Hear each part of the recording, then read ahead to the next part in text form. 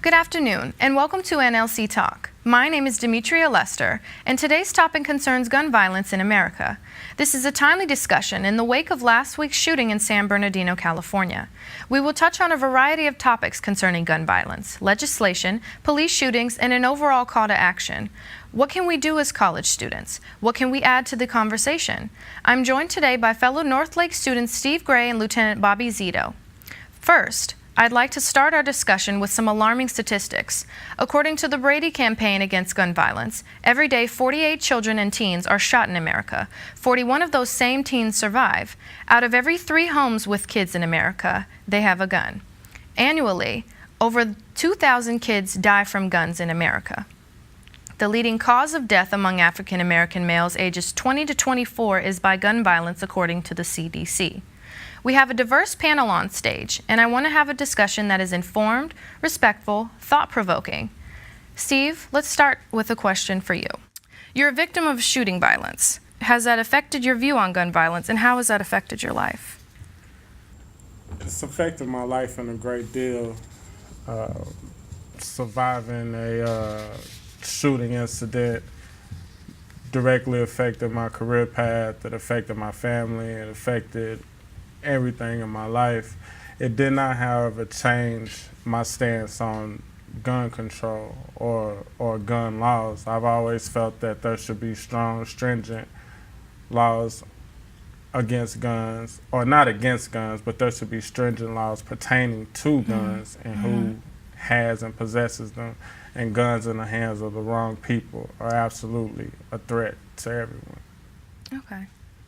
And NLC law enforcement has held past events that open up dialogue between students and officers. How can we as students from our reach and to better get to know NLC Police? Well, to get to know us, we do have orientation.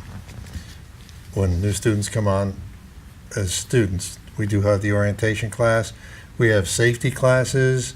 An instructor can come and ask us to come to their class, talk about safety. We're very accessible. We're walking the campus all the time. We're always around.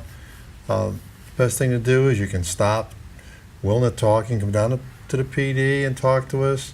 I think everyone here on campus knows that we're here, and that we are very accessible, and we're willing to talk to everyone at any time. We have the coffee with the cop. That helps to get the students in that area. We hope a little more relaxed. Come talk to us. We're there. But we're always available. Are, race-based shootings more prevalent, you feel like? Are they more prevalent? I think recently, obviously, there's been a rash of attention given to race-based shootings, particularly shootings involving minorities and law enforcement. I don't think that makes them more prevalent nowadays. I just think that there's obviously a trend in the wrong direction. I don't think that there's a prevalence. I don't think that means that they're prevalent. I think that one is far too many, and I think that anytime anybody is killed, regardless of the situation, it should never happen. So one time is far too many, and it definitely shouldn't happen. But again, I don't think that there's an agenda, nor is there a prevalence that it's happening. Okay. Now, with the new open carry law on campus being enacted in 2017, how will this affect your job on duty here at North Lake? The law for the college campuses will not go into effect, as you said, till 2017. The law has been passed in 2015 for concealed carry, and all this carry on campus has come up. But that doesn't mean right now anyone can carry a gun on campus. People are getting a little bit confused in what law went into effect at what time. The one affecting us doesn't go into effect for 2 years. So right now, hopefully no one will try and bring a gun on campus. In 2017, the legislation will probably change a little bit from what it is right now. We don't know exactly what it's going to be. It'll come down from district or come down from the chancellor's area. The legal departments will come up with some more changes that they'll want to make in the law. So we can't really guess as to what the final law is going to be as far as carrying on campus. It's just 2 years away.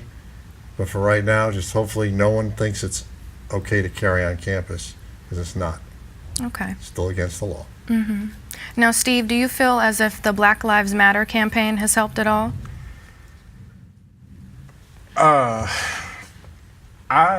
Right now I don't classify it as anything more than a hashtag. I mean, I think for any campaign or anything to sustain or to gain momentum in any community, there has to be action.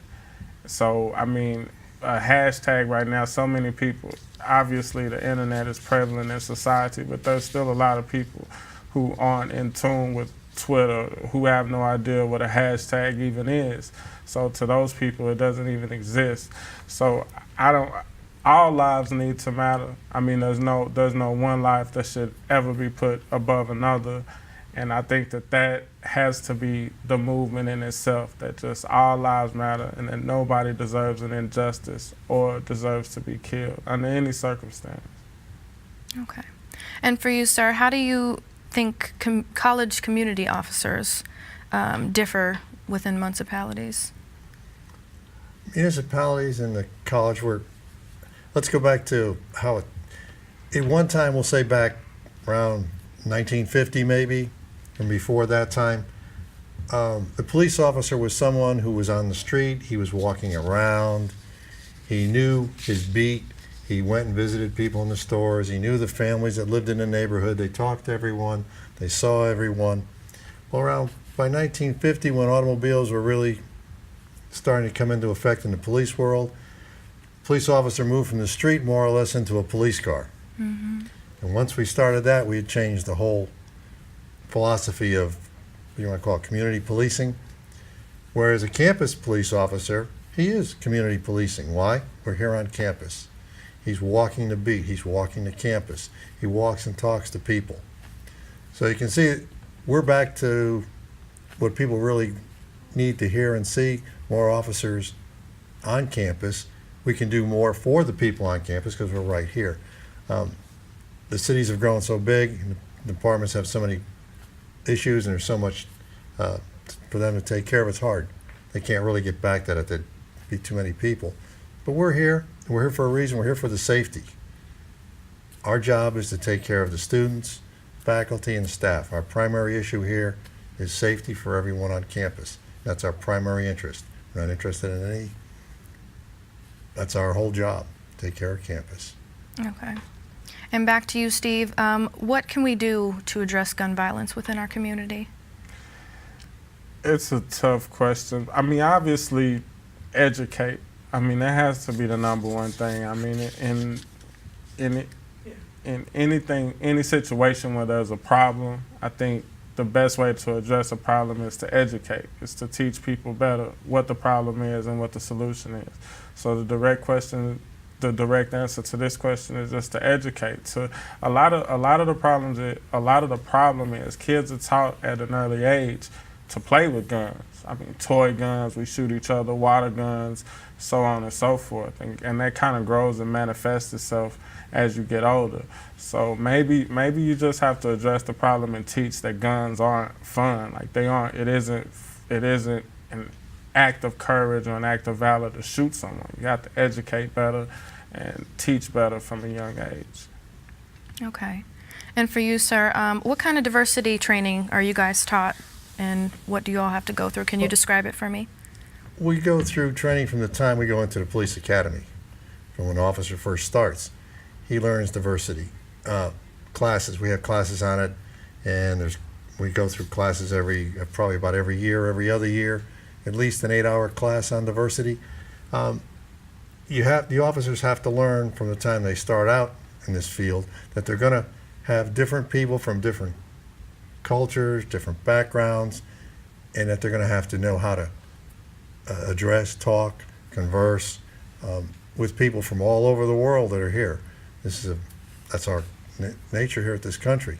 In our campus, we have a tremendous diversity, and it works out well. If the students are here to begin an education, we're here to help them if they need us, and it's pretty much how we go through our training.